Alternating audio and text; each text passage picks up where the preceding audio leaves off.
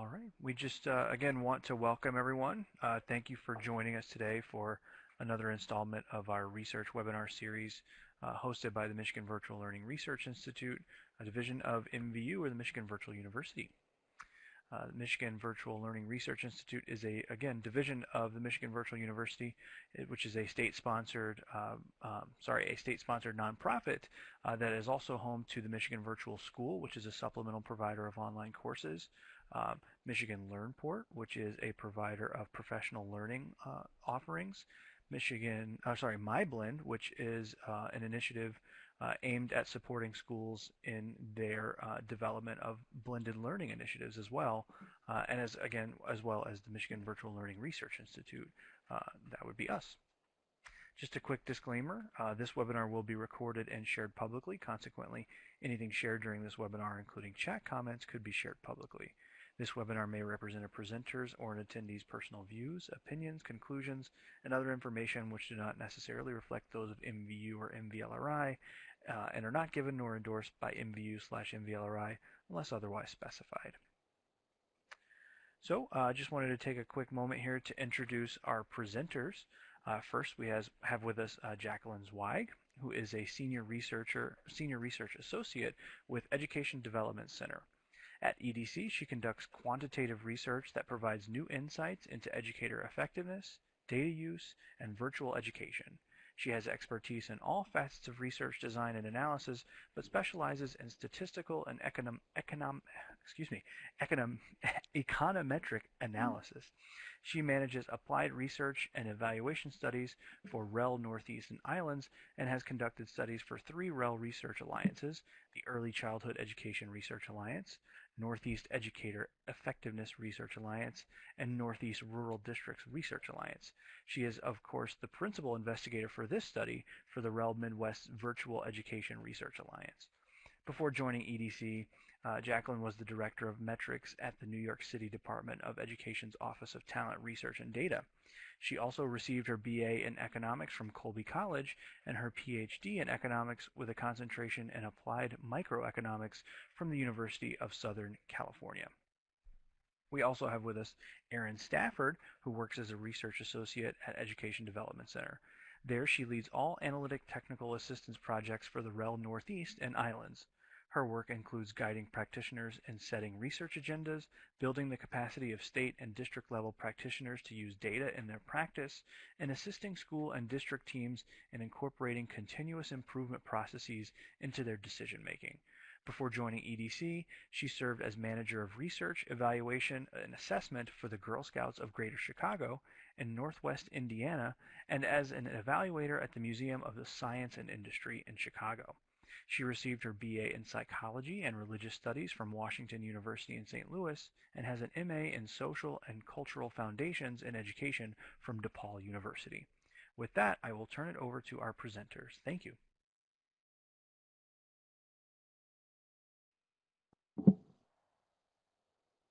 Thanks, Justin. I just want to confirm you can still hear me. Yeah, I can hear you perfectly. Great. Okay. So thank you so much for having us today. Erin and I are going to talk about a recently published study, which is the professional experiences of online teachers in Wisconsin, which presents the results of a survey that Wisconsin Virtual School administered to its teachers to learn about their training and their experiences teaching in an online environment.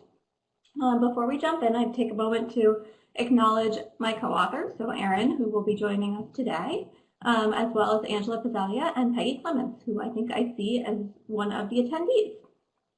And, as we'll discuss throughout the presentation today, this report was a collaboration between the researchers at REL Midwest and the Virtual Education Research Alliance.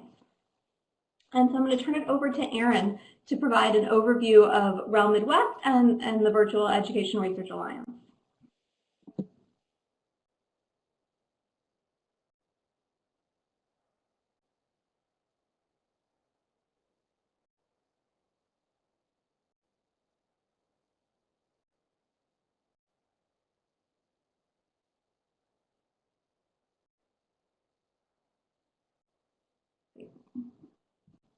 Erin, I cannot hear you. I'm not sure if others can.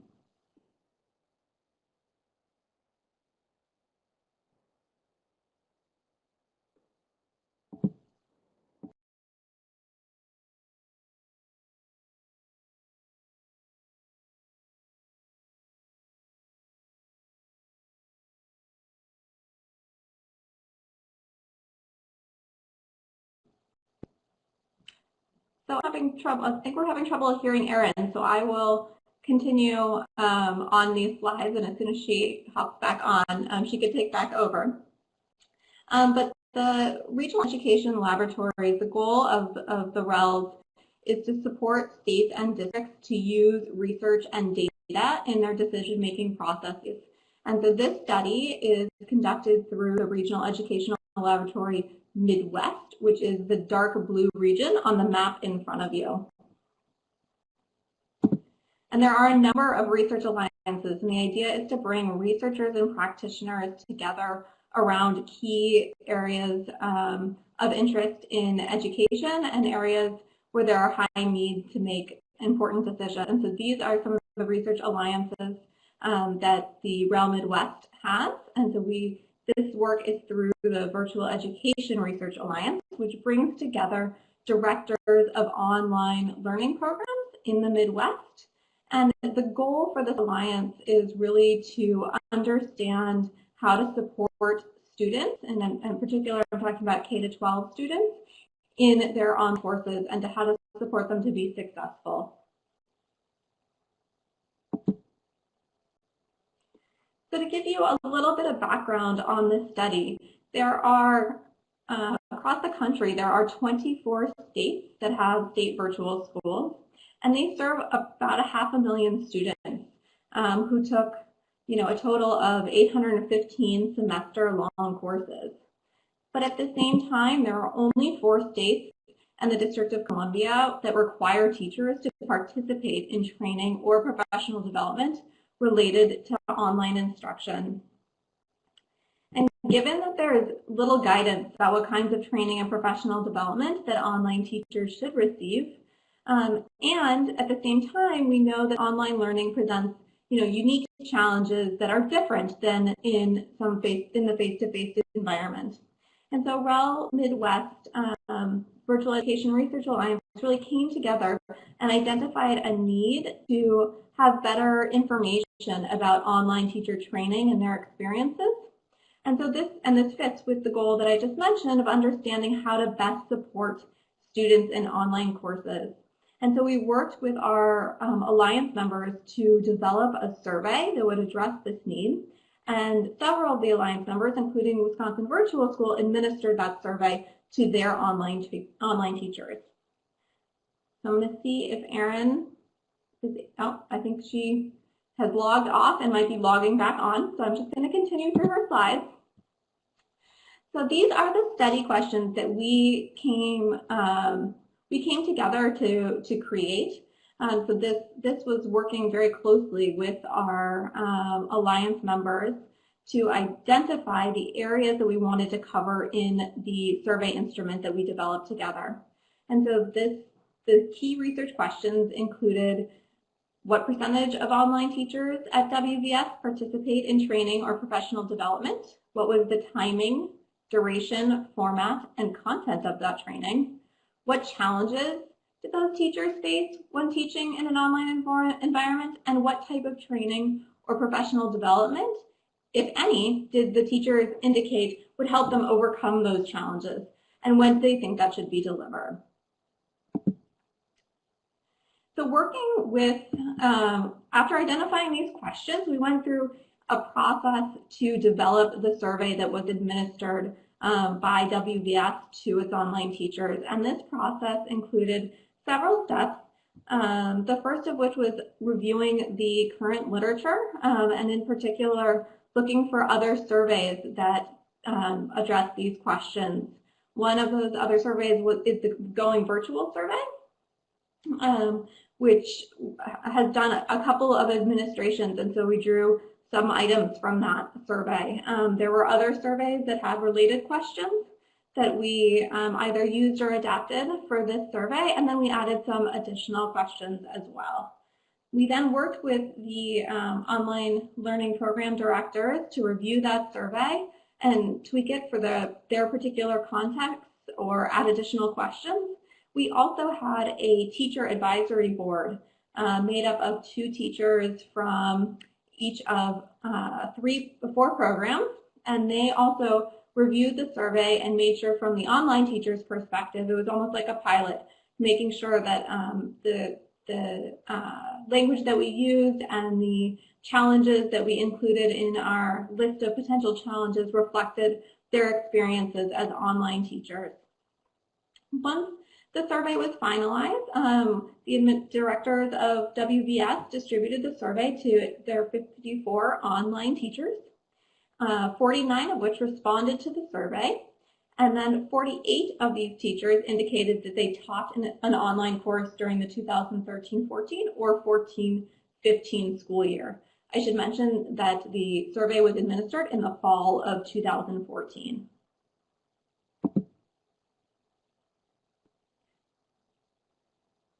So just to give you a little bit of background on the characteristics of the sample, 96% of respondents taught in a traditional face-to-face classroom before teaching online.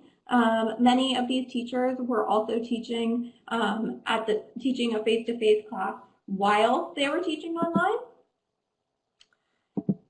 And the average years of experience for these teachers was about 7 years of online teaching experience.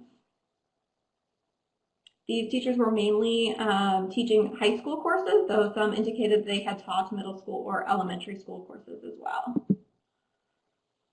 In terms of the main findings from the report, the first big finding was that every teacher, 100% of the teachers who responded to the survey, reported participating in training specifically about online instruction. The timing of this training, though, I think is pretty interesting. 88% of teachers reported that they participated in training while teaching online, and this is in contrast to the 31% who indicated that they participated in training during their pre-service education. Only 17% of teachers indicated that they participated in training during all 3 time periods. Further, teachers reported spending the most time participating in training while teaching online, so meaning that 45% of teachers said that they participated in 41 or more hours of training while teaching online, and this is in contrast again to the 8% of teachers who reported participating in 41 or more hours of training during their pre-service education.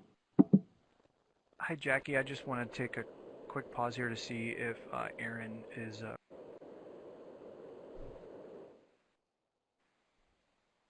Hey, Al, can you hear me?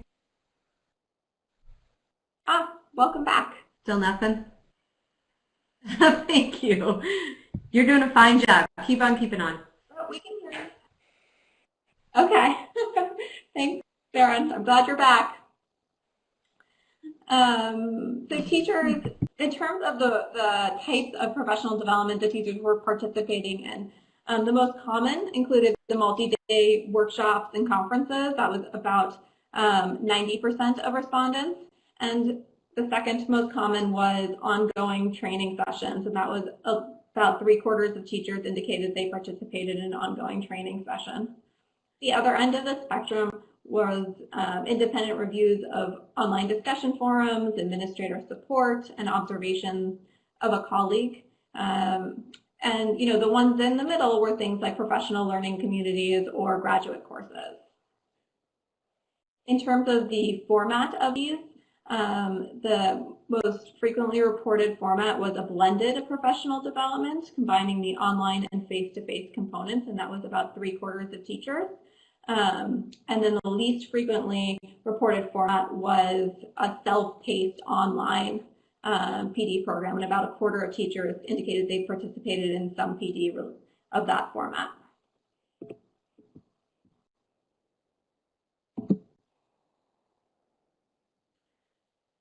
In terms of the content of the professional development that teachers received, you'll notice that at least 50% of teachers indicated that they participated in training or PD in 8 of these 9 practice areas. But you'll see the difference between technology, for example, and supporting students with special needs, where everyone received training related to technology, which is not surprising. But at the other end of the spectrum, only a quarter of teachers indicated that they participated in professional development that helped them support students with special needs in an online environment. Across all of these, about 50% of teachers indicated that they participated in 6 of the 9 practice areas. Oh, you can't quite see all of the words on this slide, but we asked teachers about approximately 25 different challenges that they might experience and asked them to indicate to what extent they were facing those challenges. And what we found from the survey was that the most frequently reported challenges related to student perseverance and engagement. And so this included things like getting students to complete their courses, getting students to complete assignments, having students interact with each other or take responsibility for their work, and keeping students engaged throughout the course. So all of those examples that I just provided, at least 75% of teachers indicated that those were challenges that they faced.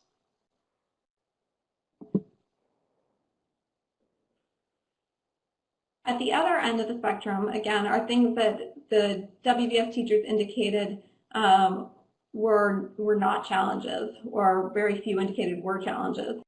And those were related to working conditions and professional practices. These are things like feeling isolated from your colleagues or setting course expectations, developing content for your courses, managing my online classroom, and keeping up with students' communications.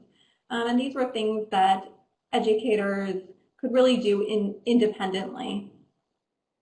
And now before I go to the next slide, I just wanted you to take a moment to think to yourself about whether the PD that the teachers indicated would help them address those top 5 challenges related to student perseverance and engagement was structured professional development, such as courses or workshops, or unstructured professional development, such as mentoring or online forums.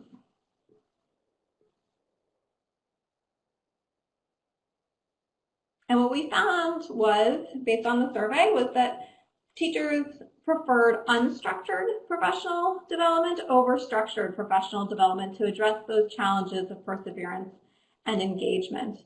And I can just give you an example here that about 51% of teachers reported that they believed unstructured professional development would help them to develop strategies to support students in completing an online course.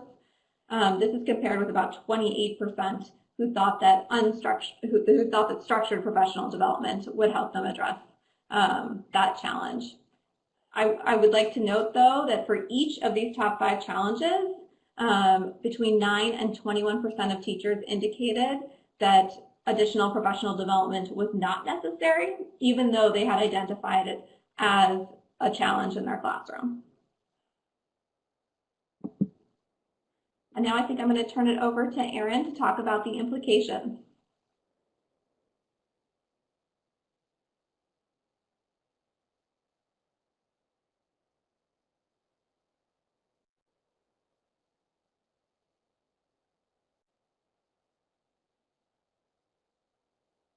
Okay, I'm not sure I can hear Erin, so I'm going to keep going again. And I see one question from Justin of what might an unstructured professional development opportunity look like. And we gave examples such as mentoring or looking for engaging with an online discussion forum. So things that are a little bit less of the traditional PD of being in a course at a specific time and for a specific amount of time. So when we were reflecting on the results of this study and thinking with our virtual education research alliance members about the implications of the study, it seemed like they fell into 3 different areas. One is about practice, some questions about professional development, and some questions about pre-service education. And so given that the challenges were really around student engagement and perseverance, one key practice question that came up is, how can online teachers better engage students in online courses? What are those effective ways? And I think that's a question both for practitioners and for researchers thinking about identifying what works best and for whom. In terms of professional development, you know, as I mentioned at the beginning, there are very few states require professional development. And so this leads to the question of what structures or policies should be in place for online teacher professional development, and how do you go about creating those structures? And then additionally, you know, these teachers indicated that they wanted unstructured professional development in addition to or in replacement of structured professional development. And so this raises the question of you know, thinking beyond this one online learning program, what types of training opportunities are available, what types of training opportunities should be created for our online teachers to meet the variety of needs that they have. And finally, in terms of pre-service education, we can see here, with this, the results of this study, that only about you know, less than 1/3 of teachers received pre-service education, received training during pre-service education. And so, you know, one of the questions is how can they integrate online teacher training into pre-service education? I know Catherine Kennedy and Leanna Archibald are administering a national survey to preparation programs about field experiences to learn more about the number and percent of them that are offering field experiences in an online environment. I think I may have heard Erin. Are you able to connect? I think I'm back. Can you hear me? Great. Yeah, so I will turn it over to you for the next couple slides. Great. I was just testing Jackie to make sure she knew the answers to all the slides, so well done. So as we set out as a part of our researcher practitioner alliance with the Virtual Education Research Alliance, and we really considered the questions that Jackie just talked about on the previous slide in terms of the implications, we really had some great conversations with our programs that are affiliated about what they could do to use the results and actively start to change their policies and their practices. And so looking at WVS specifically, WVS offers a lot of professional development already, and they had been hearing in their evaluations that teachers were looking for more flexibility. They were looking for more opportunities. They liked the face-to-face, but they wanted more PD along the way. So the results from the survey really echoed a lot of the things that they had already been thinking about. And so as they think about their model for PD, they really think not only doing a one-time annual conference prior to the school year, but then also offering these low-intensity and medium-intensity offerings that allow teachers to engage potentially in smaller groups. Maybe there's a new part of a module that comes out in one of their tools, or maybe there's a specific thing that they want to focus on more heavily, such as students with IEPs or creating new content. And so they've been developing more of these modular trainings and blended and hybrid trainings to go along with their annual trainings. Additionally, they, as we move to the next slide, they were thinking about ways to offer more flexibility. So as they're offering more and more flexibility for their students, and their teachers are allowing students to engage in different ways through their different online learning platforms, they're also thinking about ways to allow their teachers to do the same. And so this is just one example that they have through their Wisconsin Digital Learning Collaborative, but it was sort of flipping this idea of what a conference could be. So in the morning, the participants could select one of 4 different tracks and attend sessions on that, but the afternoon allowed them to do more targeted, smaller group, collaborative things. It could be meeting one-on-one with other teachers. It could be going in depth on something they heard in the morning. And so it really allowed some of the unstructured activities to be happening within a structured environment of a day-long annual conference. And so this is just one example of a way that they took the results and really were starting to apply them to the work that they do every day. And I'm going to turn it over now to Jackie to talk a little bit more about ESSA and the definition of PD.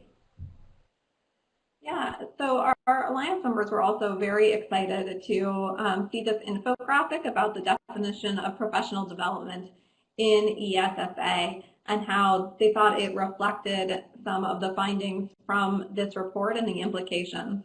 And so the new definition describes professional development as being sustained, collaborative, job-embedded, and classroom-focused.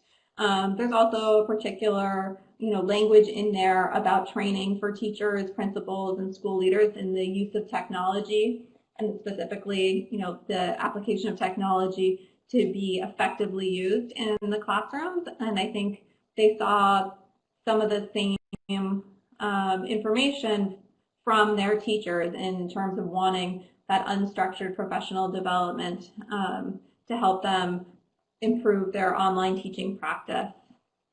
And I think the really recently released U.S. technology plan by the U.S. Department of Education, I think it came out in November of 2015, specifically identified the need to develop a teaching force that's skilled in online and blended instruction.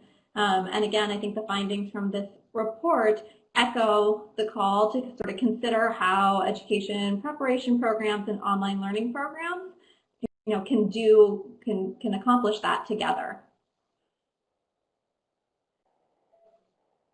And so in terms, so that's our summary of the main findings. You can download the survey, the report, which also includes the survey instrument. So that is available for anyone to use with their online learning program. There is a very long link right there on the top of the screen, but you can also just email Erin or me, and we are happy to send you a copy of the report.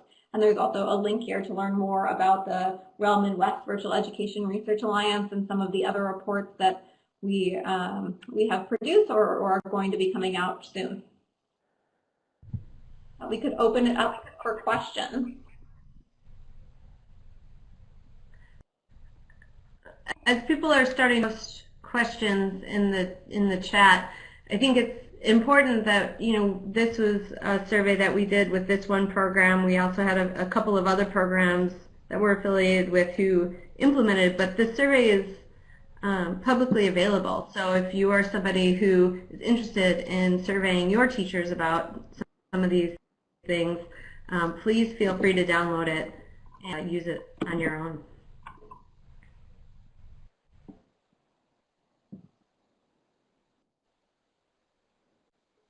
Hi guys, it's Justin. So I think in the larger conversation around PD, we hear a lot right now about like micro badging, micro credentialing, things like that. I'm curious to know if anything in your data or any of the folks that you surveyed, if folks talked about things that might align with that kind of model in a PD setting, talking about like really small chunks of maybe competencies that they could learn in a professional development setting, if any of that maybe rang true in what you were hearing from folks. No, our survey didn't specifically ask about badging opportunities or that type of competency-based of learning, but I think I have heard that as well through other discussions. So it'd be interesting to learn more and think about how you might be able to apply that for this particular type of learning. I will say, although we did not cover micro-credentialing, I do think that the results and some of that idea around flexibility and some of the things that we see WVS now doing around smaller components and having teachers who are really interested in those smaller components dive deeper into those sort of feeds into that micro-credentialing wave of thought, because I think there are people who are looking for some of that smaller, more intense content area or technological area to understand. So I think it really does lead to some of these thoughts around what we can do to give credentials for some of these areas.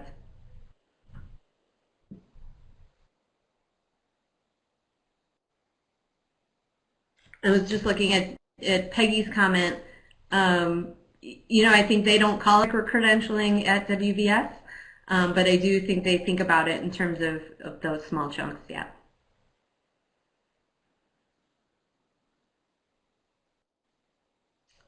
Any other thoughts or questions or just comments from those of you who are working in the field?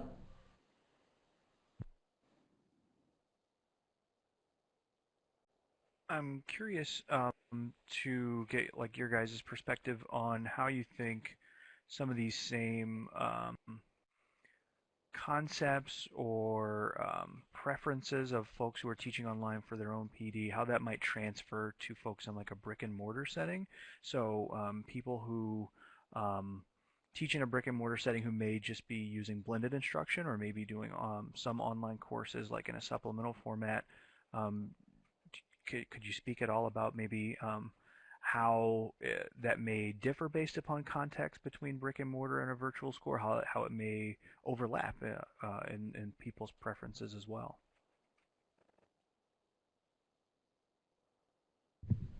I would say we focused specifically for this survey on, online teachers rather than including, and we didn't include teachers of blended classrooms as well. I think, this is one group of online teachers, but there are several teachers who are in those brick and mortar settings who are then teaching an online course as well. And so I think the results would likely apply to those teachers as well.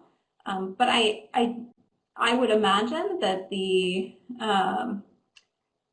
and from other studies, thinking about the types of professional development that schools are moving towards, it does seem to be more of that coaching and sustained type of professional development. So it seems to me that there's some overlap there. I would say in terms of blended learning, that is because they're bringing in the face-to-face and the online component, the aspects of how to engage students may differ slightly for those teachers and teachers who are completely online. Erin, do you have anything to add? Yeah, I think this idea around teachers wanting more unstructured opportunities to collaborate, to knowledge and experiences, I think does translate between brick and mortar and only online teachers. In our study, as Jackie said, over half of them were currently teaching both ways. And so, take that for what it's worth. But I do think this idea of smaller chunks, more in depth, getting away from maybe just the one-time annual, but also finding ways to supplement it, is something that is being talked about both for the face-to-face and the online teaching environment PD.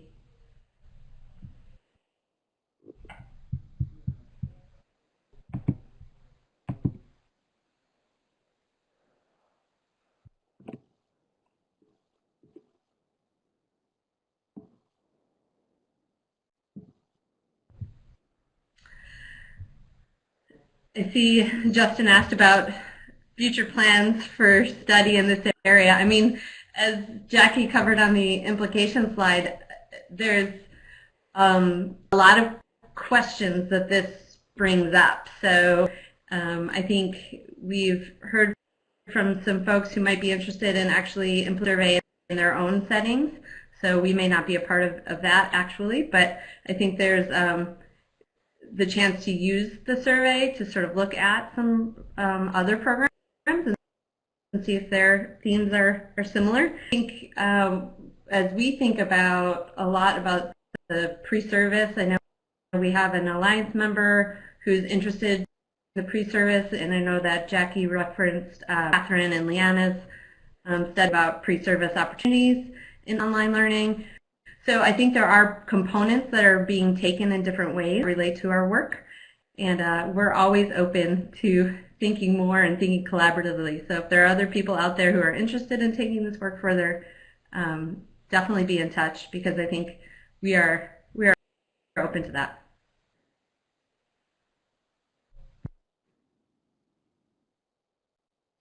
Cool. Yeah, I see Catherine is actually just joining us here. I don't know if she has her audio connected or wants to connect her audio, but she might be able to actually speak a little bit more about oh, that's okay, Catherine, we forgive you, about the survey study that she and Leanna are working on. Okay, can you hear me, anybody? Yes. Yep. Okay, perfect. Yeah, so we just sent out the 4th reminder for the survey, and without annoying people to death, this will be our last ditch effort to get more replies. But we do have every state represented in the 382 as of yesterday survey responses. So we'll see. I think it ends up being about a 17 or 18% response rate in the web survey, because we had about 2,200 or a little bit over that people that we sent it out to, and mostly folks who were field experience coordinators at the teacher education programs, just to kind of see, are they offering these types of opportunities for pre-service teachers or, in-service teachers who are getting their master's degrees through their teacher education programs. But we shall see what happens. So far, it's not looking like it changed too much, unfortunately, from the 2012 data. We'll see. Fingers crossed. And this is Jackie. I'll also mention that we'll have another REL Midwest report coming out later this year that will describe the relationship between student engagement in online courses and student completion of those courses. So stay tuned. We'll let you know when that one comes out. We're hoping later. We're hoping in the next few months.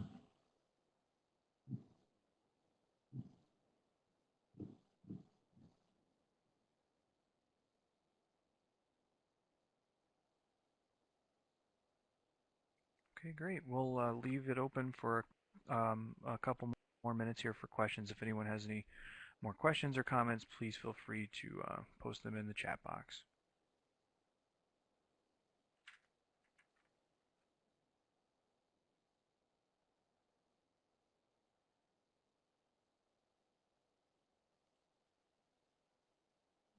Well, we want to really thank. Oh, we have a question here from Catherine. Yes. Please contact either Erin or me via email. That would be great. We would be delighted to hear from you.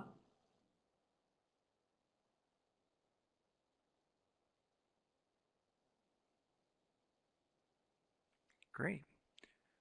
So before we wrap up, obviously we want to thank our presenters. So again, thank you so much for sharing your research with us and for engaging us in a conversation around PD, around online learning. It's, I think, as you've identified, a pretty big need, and hopefully folks are participating in the conversation seriously about what we can do to move forward. I did want to make sure that we posted a couple poll questions here so that folks can answer or indicate rather whether or not they felt today's webinar was valuable or satisfactory. So I'm going to post those polls right now.